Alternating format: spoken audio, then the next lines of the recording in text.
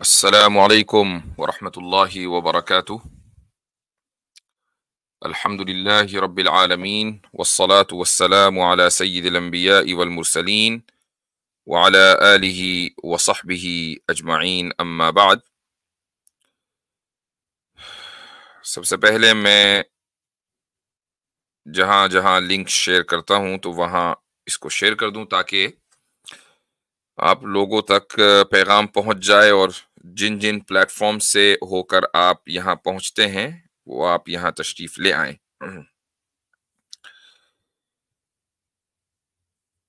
जी हाँ, तो मुझे उम्मीद है कि आप सभी हजरात बखैर होंगे। दुआ गो हूँ आप सबकी सलामती के लिए, सेहत के लिए, और इंशाअल्लाह मुतवक्के है कि जिस तरीके से हमारी ऑलमोस्ट हर स्ट्रीम अक्सर लोगों के लिए मुफीद और नफ़ा बख्श होती है, खुद हमारे लिए इल्मी एतबार से मुफीद होती है, बहुत कुछ जानने का ज़रिया बनती है। जब हम लोग डायलॉग करते हैं दूसरे लोगों से तो उनके बारे में भी पता चलता है और हम अपनी बात उन तक पहुंचाते हैं। तो मुझे उम्मीद है कि ये स्ट्रीम भी इसी तरह रहेगी इंशाअल्लाह ताला। आज आगे बढ़ने से पहले दो तीन बातों के ऊपर, बल्कि दो तीन क्या, एक ही बात है, इसके ऊपर कुछ मैं राय देना चाहूँगा। और ये राय में एक वीडियो क्लिप है छोटी सी, उसको चलाने के बाद, लेकिन मैं उसको स्क्रीन के ऊपर नहीं दिखाऊंगा, ये मेरी पॉलिसी के खिलाफ है। अलबत्ता उसकी ऑडियो ज़रूर आप तक पहुंचेगी। और बैकग्राउंड उसका ये है कि एक कोचिंग सेंटर है इंडिया में और उसकी यूट्यूब प्रेजेंस ठीक ठाक है और शायद इंडिया में मशहूर भी होगा, फिजिक्स वल्लाह के नाम से, PW। और ये फिजिक वाला है या वल्लाह है, हम तो सो वल्लाह पढ़ेंगे, वल्लाही। तो खैर, ये उनका एक मॉक इंटरव्यू है और वहां पर एक लड़की बैठी हुई है, मुसलमान लड़की है जिसका नाम है वर्दा, और उसका एक मॉक इंटरव्यू चल रहा है और उसकी एक क्लिप बड़ी वायरल हुई है एक दो दिन के अंदर अंदर। उसमें एक शख्स ने, जो इंटरव्यू ले रहा है, उसने एक सवाल किया है और लड़की ने उसका जवाब दिया है। तो उसके ऊपर इंशाल्लाह मैं कुछ बात रखना चाहूंगा, 5-10 मिनट की, ज्यादा लंबी बात नहीं करनी है।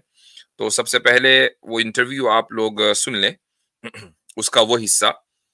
तो ये है, उम्मीद है कि आप आवाज आएगी।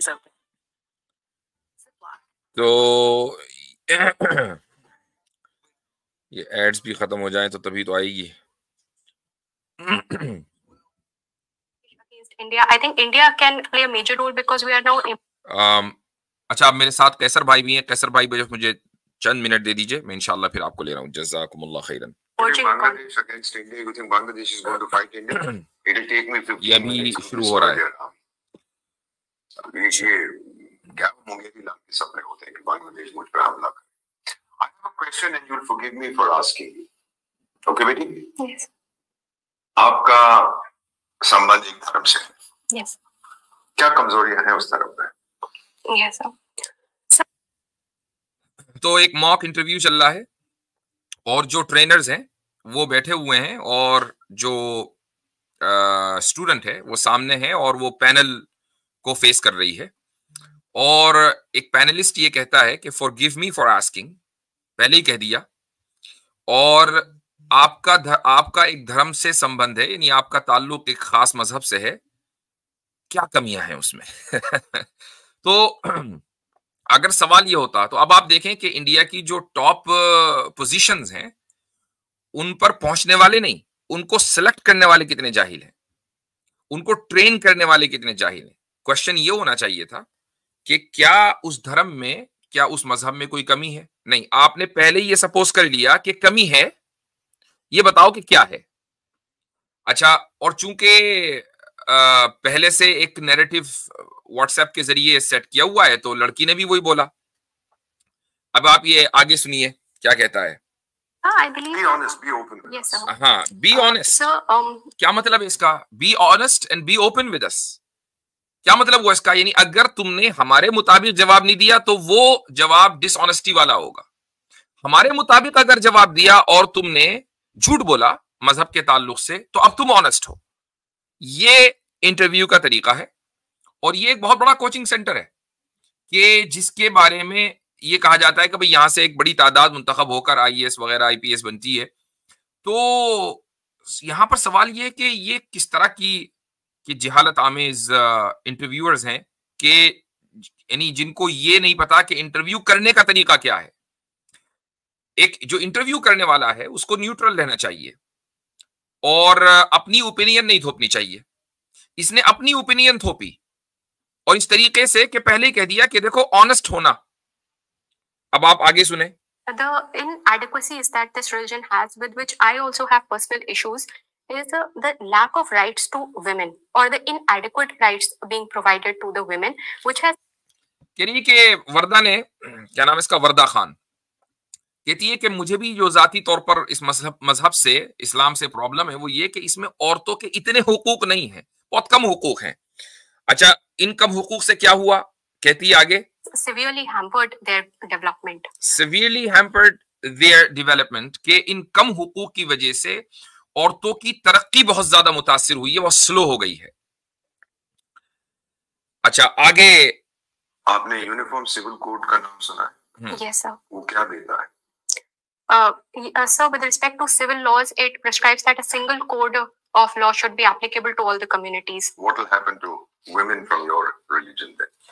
आपने यूनिफॉर्म सिविल कोड का नाम सुना है, क्या देता है? तो कहती है कि भाई यूनिफॉर्म सिविल कोड से एक कोड होगा, एक कानून होगा सबके लिए।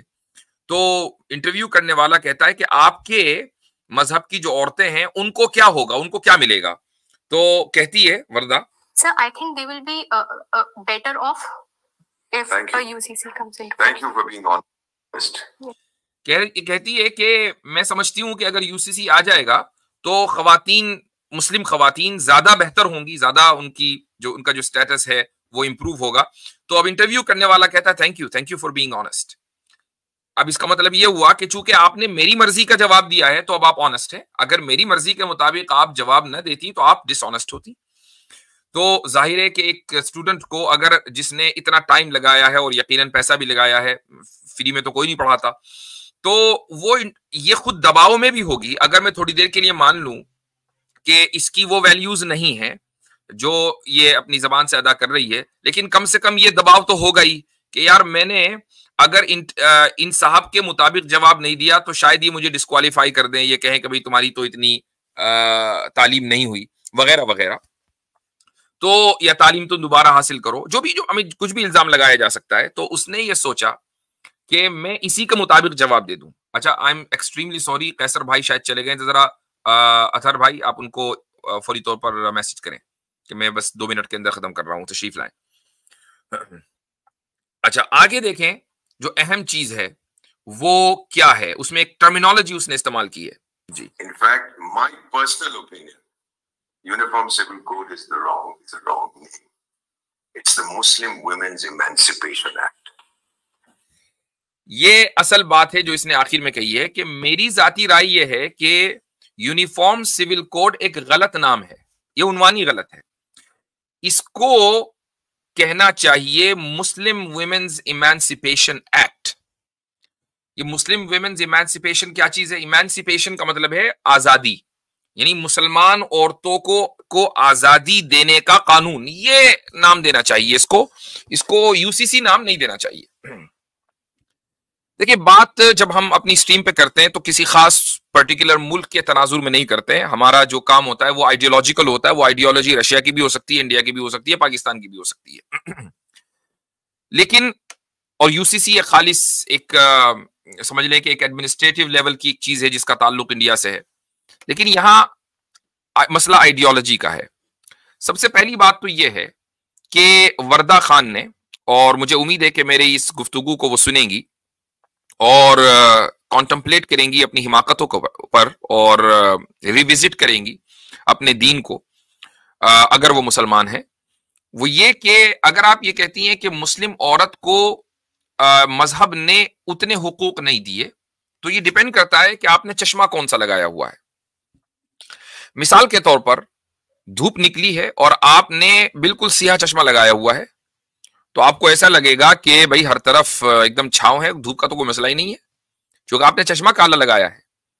और अगर आपने लेंस क्लियर लगाए हुए हैं तो जो धूप का जो असर है वो आपकी आंखों पर भी पड़ेगा, तो चश्मे का फर्क पड़ जाता है। आपने अगर अपने चश्मे में पिंक किस्म के ग्लास लगाए हुए हैं तो हर तरफ आपको ऐसा लगेगा कि दुनिया पिंक है, और अगर ब्लू लगाए हुए हैं तो लगेगा कि दुनिया ब्लू है। तो इट ऑल डिपेंड कि चश्मा कौन सा है। अगर आपने चश्मा लगाया हुआ है उस तहजीब और सिविलाइजेशन का और उस मुआशरे का कि जो वेस्ट ने आपको दिया है, ये चश्मा वेस्ट से आया है, वेस्टर्न सिविलाइजेशन का बनाया हुआ है, और उस वेस्टर्न सिविलाइजेशन का कि जिसके सर पर समझ लें कि करोड़ों लोगों के खून का इल्जाम है, करोड़ों लोगों को गुलाम बनाने का इल्जाम है। कॉलोनियलिस्ट कौन थे? वही लोग तो थे ना कि जिन्होंने वेस्टर्न सिविलाइजेशन को सींचा और उसकी आबियारी की और पूरी दुनिया के अंदर फैलाया। तो ये वो लोग हैं, उनका अगर आपने बनाया वो चश्मा लगाया हुआ है तो हो सकता है कि आपको इस्लाम में औरतों को हुकूक नजर ना आए, लेकिन अगर आप चश्मा क्लियर लगा लें तो आपको फिर ये नजर आएगा कि नहीं, वेस्ट ने जो औरतों को हुकूक दिए हैं वो भी कोई ऐसा नहीं है कि उसने मर्दों के बराबर कर दिया है। आज भी अगर ऐसा होता तो वेस्ट के अंदर फेमिनिज्म की जो तहरीकें हैं वो न चलती। अच्छा, इसका मतलब ये हुआ कि हुकूक का जो ताल्लुक है वो हमेशा पैराडाइम के ऊपर डिपेंड करता है, यानी आप किस पैराडाइम की बात कर रहे हैं। मैंने एक मौके के ऊपर बताया था कि जब हम राइट्स की बात करते हैं तो हुकूक जो ह्यूमन राइट्स हैं वो डिपेंड करते हैं पैराडाइम पर, और पैराडाइम जो बनता है वो 3 चीजों से बनता है। सबसे पहली चीज है एपिस्टेमोलॉजी, दूसरी चीज है मोरालिटी, और तीसरी चीज है ऑन्टोलॉजी।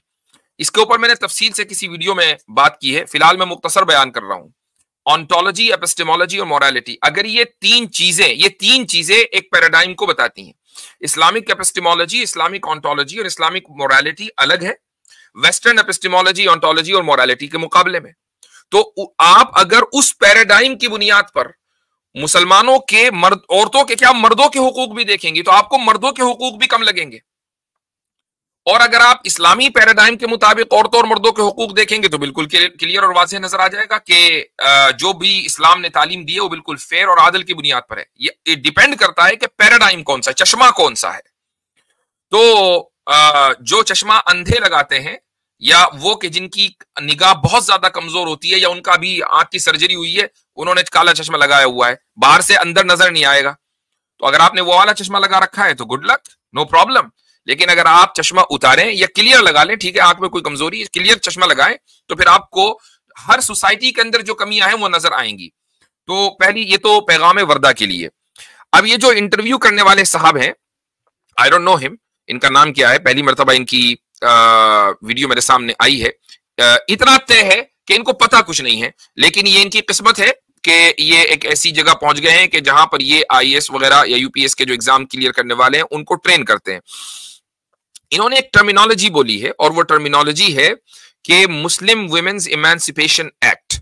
ये जो यूसीसी है ये दरअसल मुसलमान औरतों को आजाद करने वाला कानून है।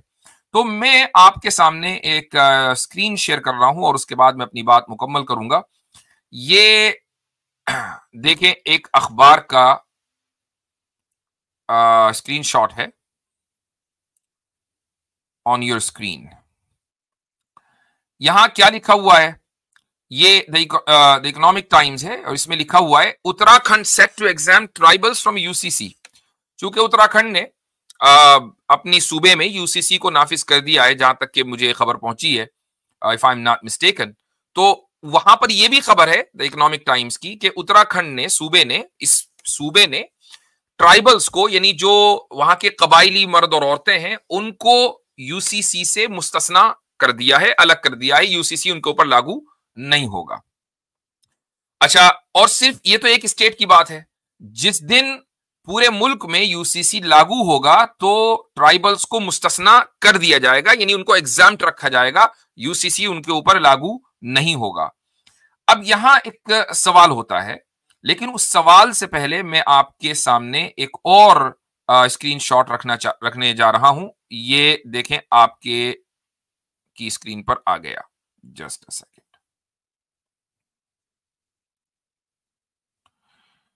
जी हाँ, इसमें लिखा है, ये द हिंदू का है, atrocities against tribal women on the rise study, 50% of tribal women subject to sexual exploitation. औरतों के खिलाफ जो मजालिम हैं वो बढ़ते जा रहे हैं। एक रिसर्च से पता चलता है 50% कबायली खवातीन सेक्सुअल एक्सप्लॉयटेशन का शिकार होती हैं, जिनसी इस्तेसाल का। इसमें लिखा है कि यहां से आप देखें कि एट्रोसिटीज अगेंस्ट, ये देखें, atrocities against tribal women are on the rise, as much as 50% of tribal women are subjected to sexual exploitation and 53% of unwed mothers are in 20 to 25 age group। 50% जो कबायली खवातीन हैं उनका जिनसी इस्तेसाल होता है, और 53% वो खवातीन हैं जो मां बन गई हैं और उनकी शादी नहीं हुई है, और इनकी उम्र अभी 20 से 25 साल की उम्र में ये उस एज ग्रुप में है। इसका क्या मतलब है? इसका मतलब ये है कि जो कबायली खवातीन हैं उनका तो इस्तेसाल हो रहा है। तो अगर आप यूसीसी को मुस्लिम वुमेन्स इमेंसिपेशन एक्ट करार दे रहे हैं, तो मुझे ये बताइए कि क्या उत्तराखंड की जो कबायली खवातीन है जो मेनली हिंदूज हैं, या इसी तरीके से इंडिया के दूसरे हिस्सों में जो कबायली औरतें रहती हैं जो मेनली हिंदू हैं, क्या उनको इमेंसिपेशन की जरूरत नहीं है? क्या उनको आजादी की जरूरत नहीं है? तो क्या आप जैसे लोग जो बहुत ज्यादा अपने आप को इनलाइटेंड समझते हैं, इन औरतों की प्लाइट के लिए कुछ नहीं करेंगे? तो ये एक बुनियादी सवाल है कि आपने एक व्हाट्सएप यूनिवर्सिटी से डिग्री लेकर मुसलमान खवातीन को तो ये कह दिया कि इनको हुकूक नहीं मिलते, आप चैंपियन हैं ह्यूमन राइट्स के, आप देंगे। लेकिन जिस मुल्क के अंदर 2.5 या 3% से ज्यादा ट्राइबल्स रहते हों, और 1 अरब 40 करोड़ की आबादी का मुल्क है, तो उसके अंदर कितने करोड़ ट्राइबल्स होंगे, उसमें कितनी करोड़ खवातीन होंगी। और अभी हम हिंदू खवातीन के बारे में जो अर्बन एरिया में रहती हैं उनकी फ्लाइट के बारे में बात कर ही नहीं रहे हैं, हम बात कर रहे हैं फिलहाल ट्राइबल्स की। तो आप उनकी आजादी के लिए सवाल कब करेंगे, और ये कब कहेंगे कि भाई यूसीसी से उनको भी यानी उनको भी आजादी दिलाना चाहिए हुकूमत को, उनको क्यों एग्जाम्प्ट कर रही है यूसीसी से? लेकिन ये आप भी जानते हैं कि यूसीसी एक वोट का इलेक्शन का एक हरबा है। उसमें होता क्या है कि कुछ बेपढ़े लिखे जाहिल किस्म के नौजवान हैं जिनको आप शराब की एक बोतल देकर जिनका वोट आप खरीदते हैं, और उनको ये बता दिया जाता है कि जो यूसीसी आ रहा है इससे मुसलमान औरतों को फर्क पड़ेगा। हालांकि मैं पिछले साल भी जब यूसीसी का मसला हुआ था मैंने बता दिया था कि फर्क कोई पड़ने वाला नहीं है, तो इसलिए मुसलमानों को कोई टेंशन लेने की जरूरत है नहीं। लेकिन फिर भी क्योंकि एक ठर्रे के ऊपर और एक पौए के ऊपर बिकने वाले लोगों को यह बता दिया गया कि इससे वहां फर्क पड़ेगा, तो वोट इधर देना है, तो ये एक वोट का एक हरबा है, इसके अलावा और कुछ नहीं है। तो ये चंद बातें आप हजरात के सामने रखनी थी। अच्छा, बैक स्टेज के ऊपर कई लोग हैं, मैं इंशाल्लाह 1 by 1 सभी को ले रहा हूं, बल्कि सभी को एक साथ ही ले रहा हूं। हमारे साथ हैं आसिम इफ्तिखार साहब, एक्नॉलेज इस्लाम साहब, और क्या हुआ, आतिफ रैयान साहब। अस्सलाम वालेकुम वरहमतुल्लाह। वालेकुम सलाम। अच्छा, कैसर भाई को मैसेज किया? जी किया था, उनने चेक नहीं किया है।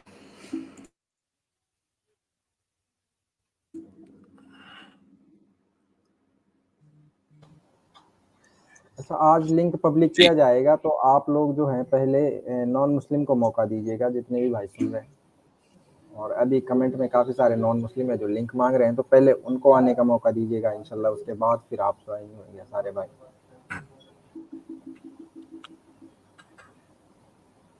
जी हाँ, अगर पहले आप गैर मुस्लिमों को मौका दे दें तो ज्यादा बेहतर है इंशाअल्लाह ताला।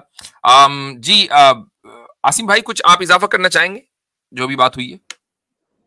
जी मतलब एक तो जैसे कि मिसाल के तौर पे जो हमारा ये तबका है, उससे मतलब ये नहीं है कि ये अनएक्सपेक्टेड है, मतलब ये कोई आज की बात नहीं है। इवन हम अगर माजी में जाएंगे, पिछले 100 साल में जाएंगे, तो जो इस तरह के लोग रहे हैं उन्होंने किसी न किसी बहाने से जो है वो जो रिफॉर्मिस्ट कह लें कि माइंडसेट रखते हैं, तो वो एक तबका, और ख़ास करके जो एलिट एजुकेटेड वेस्टर्न पैराडाइम में जो बिलीव रखता है, उनके यहाँ इसी तरह की सोच आमतौर पे पाई जाती है, और ये मेरे लिए तो एटलीस्ट अनएक्सपेक्टेड नहीं है जो इस तरह की चीज़ें आई हैं। उसके बाद दूसरी चीज़ ये है कि जो पूरा यूसीसी का मसला है और वुमेन्स राइट का जो मसला है, उसमें साफ-साफ जो है वो एक ये दिखता है, 2 चीज़ें दिखती है। एक तो ईगो सैटिस्फैक्शन का भी मसला दिखता है कि देखो हमने जो है वो तुम्हारे साथ ऐसा कर लिया, तुमने क्या कर लिया हमारे साथ, तुम कुछ नहीं कर सकते, तुम बेबस हो। ये एक ईगो सैटिस्फैक्शन का इशू भी दिखता है, नैरेटिव है ये। दूसरी तरफ जो है वो वोट का भी है, जिसकी तरफ आपने इशारा किया। अब इसी में देखें हम कि बहुत सारे लॉज ऐसे थे, इस पे मैं नहीं बल्कि बाज़ाब्ते से जो दूसरे नॉन मुस्लिम्स हैं उन्होंने कई आर्टिकल्स लिखे हैं, और मतलब ऑलमोस्ट जो समझ लें कि राइट विंग नैरेटिव से एग्री नहीं करता है, वो सब एक ही कंक्लूजन पे पहुंचे हैं कि ये एक टारगेटेड जो है वो स्टेप है, और ये सोची समझी स्कीम के तहत कुछ खास कवानीन को ही अमेंड करने के लिए बनाए गए हैं। वरना इसमें जैसे ट्राइबल्स को इन्होंने एग्जेम्प्ट किया है, वैसे ही जो है एक लॉ है, एक एक्ट है अनडिवाइडेड हिंदू फैमिली से रिलेटेड, उसको भी इन्होंने कुछ भी टच नहीं किया, उसको यूं का त्यों रहने दिया। और वो एक तरीके से समझें कि एक प्रिविलेज है जो हिंदू एक्ट यानी कि हिंदू पर्सनल लॉज हैं, उसके अंदर एक तरीके से ये एक प्रिविलेज माना जाता है, जिसमें टैक्स के अंदर और बिजनेसेस के अंदर जो है बहुत ज़्यादा फायदे होते हैं इसके। तो इन्होंने इसको क्यों नहीं अमेंड किया? ये भी तो एक कहीं ना कहीं जो है इक्वलिटी के, जो आप जिस इक्वलिटी को बेस बना रहे हैं उसकी ये सही खिलाफ वर्जी है कि आप किसी कम्युनिटी को सिर्फ और सिर्फ धर्म की बुनियाद पे उसको एक ऐसा प्रिविलेज दे रहे हैं जिससे उसको मादी फायदा हो रहा है। तो मतलब इसमें आपको ने टच नहीं किया, उसकी कोई तरमीम नहीं की, उसको जूं का तू रहने दिया, क्योंकि अगर उसको करेंगे तो फिर ये बैकफायर करेगा आपको। तो ये जो है वो एक सीधा सीधा ये यही है कि देखें, ये इनको तो हम दबा देंगे, इनके खिलाफ कानून बना देंगे। जो आपने बात कही ना ईगो सैटिस्फैक्शन, ये आपने बहुत अहम बात की है। देखिए, ईगो सैटिस्फैक्शन का सहारा वो लेता है कि जो इंफीरियोरिटी कॉम्प्लेक्स का शिकार हो, जो एहसास कमतरी का शिकार है ना, ईगो की बात वो ही करता, वही अपने ईगो पर लेगा। तो हमारा वास्ता एक ऐसी कौम से है कि जो इंफीरियोरिटी कॉम्प्लेक्स का शिकार है, और मैंने ये लफ्ज बहुत ही एहतियात से इस्तेमाल किया है, यानी अफराद नहीं है, पूरी कौम है। तो उसकी क्या वजह है, अल्लाहु आलम। जिस तरह एक होता है ना कि फेमिनिस्ट जो लोग हैं, जो या खवातीन हैं या मर्द हैं, जो भी हैं, उन्होंने एक मेयार सेट किया हुआ है, और वो मेयार है मर्द। यानी फेमिनिज्म के नजदीक भी मेयार मर्द है कि हम बेहतर उस वक्त होंगे जब हम मर्द जैसे बन जाएं, या खवातीन बेहतर उस वक्त होंगी जब वो खवातीन मर्द जैसी बन जाएं। यही मेयार उन लोगों ने सेट किया है कि हम बेहतर जब होंगे जब इन जैसे बन जाए, या इनको अपने जैसा बना ले।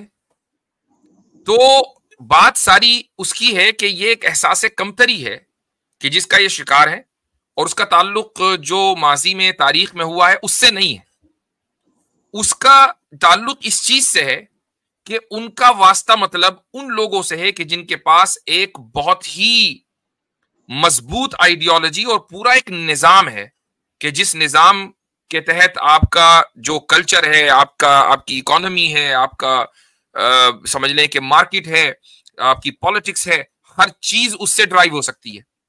उधर क्या है? कुछ नहीं है। एक वो निजाम है कि जिसने सेक्युलरिज्म के सामने और लिबरलिज्म के सामने सरेंडर कर दिया, और ये कहा कि अंग्रेज बहादुर ने जो कानून बनाया था वही ठीक है।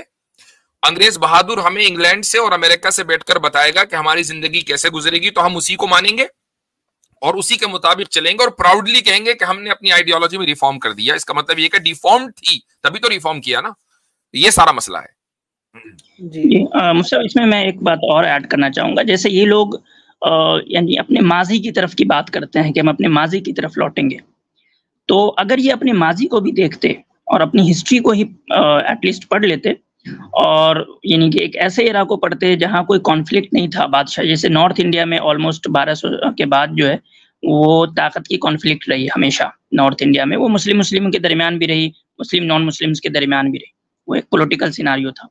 लेकिन जहाँ कोई कॉन्फ्लिक्ट नहीं था, इस तरह के पावर स्ट्रगल नहीं थे, वहाँ अगर ये जाके अपनी ही तारीख को देखेंगे, मिसाल के तौर पे केरला है या और भी दूसरे कंट्रीज है, तो वहाँ जो हिंदू यानी कि नॉन मुस्लिम जो राजा थे, उन्होंने कभी इस तरीके का काम नहीं किया, बल्कि उन्होंने मुसलमानों के अपने क़ज़ा को बाकी रखा।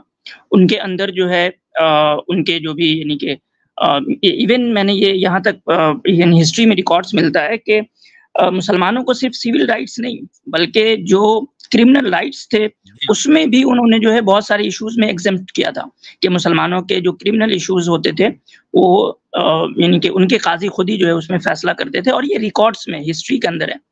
तो अगर ये जो वेस्टर्न लॉ से अगर ये पीछा छुड़ाना भी चाहते हैं, अगर मान लें इनकी ये है कि हमें जो है अपने माज़ी की तरफ लौटना है और ये जो अंग्रेज़ों का जो बीच में आ गया था, उसको हमें आइडियल नहीं बनाना है, तो आपका आइडियल माज़ी में ये नहीं है कि आप यूसीसी बनाएँ। आपका माज़ी ऐसा था जिसमें मुसलमानों को, जहाँ वो माइनॉरिटीज़ में थे, उनके सिविल राइट्स के साथ-साथ बहुत सारे क्रिमिनल राइट्स के अंदर भी उनको एग्ज़म्पशंस मिले हुए थे। तो आपको अगर कायदे से अगर आप वाक़तन अपनी यानी कि तहज़ीब को लेकर भी ऑनेस्ट हैं, वाक़तन अगर आप अपनी तहज़ीब को लेकर ऑनेस्ट हैं, तो फिर आपको अपनी जो एग्ज़ाम्पल्स हैं, वो आपको वेस्टर्न लॉ से ड्राइव नहीं करने चाहिए, वो आपको अपनी तारीख़ से ड्राइव करनी चाहिए। तो जाके आप एटलीस्ट अपनी तारीख़ भी देखें कि आपकी तारीख़ में किस तरह से जो है रिलेशनशिप रहे हैं, यानी कि जिसको मलेच कह लें या फ़ॉरेनर्स कह लें, उनके साथ जो है वो किस तरह के रिलेशंस रहे, ख़ासकर मुसलमानों के साथ जो साहिली इलाकों से लगे हुए जो रियासतें हैं, उसके क्या रिलेशंस रहे। तो ये अपने भी तारीख़ के अंदर ऑनेस्ट नहीं है, वरना ये इस तरह का काम नहीं करेंगे। जी हाँ, एक कमेंट में देख रहा हूँ कि अगर ये अपनी तहज़ीब में वापस चले गए तो कास्ट सिस्टम पे दोबारा युद्ध होगा आपस में ही। तो ये एक अहम पॉइंट है, इसलिए वो अपनी तहज़ीब पे वापस नहीं जा सकते हैं। तहज़ीब में वापस जाएंगे तो औरत को जिंदा जलाना पड़ेगा। तहज़ीब में वापस जाएंगे तो एक औरत शादी के बाद जन्म के लिए बंधन में बंध जाती है, उसके पास सेपरेशन का कोई तरीका नहीं होगा। औरत के ऊपर जुल्म इतना बढ़ जाएगा और उस जुल्म की खुलासी के लिए दोबारा इस्लाम का जो निज़ाम तलाक है उधर ही देखना पड़ेगा। अगर उस तहज़ीब में वापस चले जाएंगे तो शूद्रों को और दलितों को हमेशा हमेशा के लिए नस्ल दर नस्ल गुलाम बना लिया जाएगा। अगर उस तहज़ीब में वापस चले जाएंगे तो एक बड़ी तादाद जो ओरिजिनल जो नेटिव इंडियंस की है, वो कभी बावजूद के मुशरिक है, इसके बावजूद भी वो बहुत से मंदिरों के अंदर कदम नहीं रख पाएगी, इसलिए कि वो एक अलग बिरादरी और अलग जात से आती है। तो भाई उस तहज़ीब में वापस ये लोग नहीं जा सकते। किस तहज़ीब की बात करते हैं? जी, जी। अच्छा, मुझसे इसमें एक मैं बात ऐड कर दूं, वो आपने एक वीडियो के बारे में तो बात की, लेकिन दूसरा वीडियो था जिसमें हिजाब के रिलेटेड क्वेश्चन आया था। जी हाँ। वो सेम वो आईएएस एक इंटरव्यू में, एक्चुअली वो आईपीएस का इंटरव्यू था और उसमें अनफॉर्चुनेटली मुस्लिम हिजाबी थी, तो उनको जब बोला गया, कहा कि आपको जो है हिजाब को तर्क करना पड़ेगा, नहीं छोड़ना पड़ सकता है, तो उन्होंने बोला कि आई विल एडजस्ट अकॉर्डिंगली। अच्छा, अगर आप इसका देखें कि आईएएस का ड्रेस कोड क्या है, तो यहाँ पर मैंने जब देखा तो आईएएस यानी जो इंडियन एडमिनिस्ट्रेटिव सर्विस है, उसमें कोई ड्रेस कोड नहीं है। उनको बस इतना बोला जाता है कि आप फॉर्मल्स पहने और जो डे टू डे आप जो अपना पहनते हैं उसको पहन सकते हैं। लेकिन आईपीएस का जो है, आईपीएस के पास आपका बाज़ाब्ता ड्रेस कोड आता है। अच्छा, जब मैंने आईपीएस का ड्रेस कोड को चेक किया मुझसे, तो एक second, let me just share it with you. उसमें जो है हिजाब का जिक्र नहीं है। ये ऑफिशियल जो है मेरे पास, मैंने वो डाउनलोड किया, इनका जो नोटिफिकेशन जारी हुई है गवर्नमेंट की तरफ से, उसमें अगर आप देखेंगे हेड ड्रेस के बारे में जो है आपके पास पीक कैप आता है, जो मतलब कैप पहनते हैं वो है, लेकिन नीचे लिखा हुआ है कि as an alternative to the peak cap officers में wear pagdi of khaki silk. ठीक है, तो आपको वो अलाउड है। लेकिन जब नीचे आप फीमेल के इसमें जाते हैं सेक्शन में, क्योंकि ये तो मेल का सेक्शन था, अगर आप फीमेल के सब सेक्शन में नीचे जाएंगे तो आप ये देखेंगे कि फीमेल्स के लिए कोई भी हेड के लिए बात नहीं की गई है। उनको वही ऊपर जो बात है उसी को फॉलो करना है, यानी वो कैप पहननी है। लेकिन यहाँ पर नीचे बस एक ऑप्शन दिया गया है कि अगर औरत जो है वो जो है एक प्रेगनेंसी के एडवांस स्टेज में हो, तो यहाँ पे नीचे एक बात की गई है, head gear is optional same as worn in normal times. तो ये हेड गियर उसमें ऑप्शनल होगा and same as worn in normal times. तो इसमें कोई हिजाब का जिक्र नहीं है, यानी कि आईपीएस कैडर को हिजाब पहनने